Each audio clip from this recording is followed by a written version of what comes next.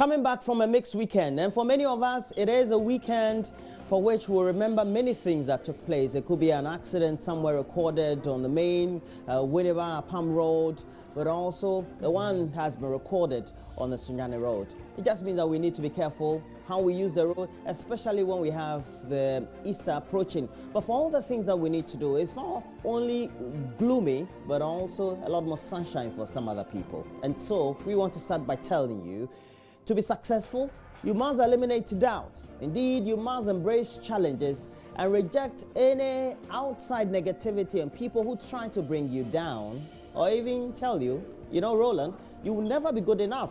The fact is that you have just as much potential as anyone else in the world. Indeed, will you unleash them is a question you need to ask yourself. And the extra mile is a vast, unpopulated wasteland on earth. Most people who go there think, wait a minute, no one else is here.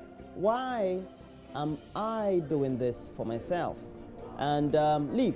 Make the extra phone call, send the extra email, do the extra research, do the extra week, and then don't wait to be asked. Offer every time you do something, think of one extra thing you can do for yourself. And so make sure that you take the step today, because it's the first step that will lead you to meeting your objective to be successful. It's not only about being rich, etc. Thanks for joining us for the show.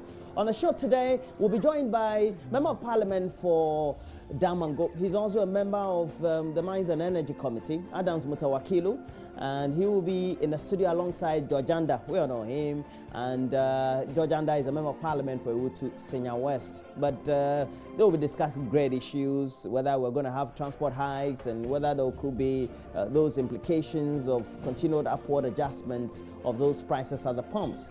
But aside all those issues, subjects of education, because we all know that the president wants to make sure his government implements a free SHS policy, but already we seem to be getting some tinkering of this policy from some of the top schools. Adisado College is in Cape Coast, and according to the management, they will admit just about 50% of students for the 2017-2018 academic year. Just think about it, and it's because of infrastructural deficit. The new government also intends starting its free SHS policy during that same period. What does it mean? Does it mean that if a top school has concern, what then will the other schools in the same bracket do? For example, Adisado College, Infantipim, Achimota. The others, we have Accra Academy, etc. You go to Bishop Herman, you go to St. Louis. What would they be doing? Would they all be saying, because we're usually overpopulated, we don't have the best infrastructure, free SHS cannot be achieved? And that is what we will put into our guest this morning. And so our guest in the studio will be Dr. Prince Ama. You all will know him from the defunct VIAM. But Prince Ama is the Executive Director of the Institute of Education Studies. And on the phone, we're going to have Reverend Jonathan Betty. He's a PRO for the Ghana Education Service. We're also trying to get in touch with the Education Minister, Dr. Matthew Opoku Prempeh. Please keep your phones buzzing. Make sure you get interactive on this subject. If you know you have a ward who will be going to senior high school this or the next academic year, you should stay tuned and stay glued. On the other side of the flip is the fact that we all take transport, commercial or not, every day. We all go to the pumps. And what we're hearing is that transport operators seem to be increasing transport fares just within the ranges of about 10 to about 15%. And the transport operators say the increase is necessary because of the recent fuel hikes. And so Maxwell Agbagba will be coming live as he rolls from a transport yard. We'll also get in touch with Yaro Kasambata.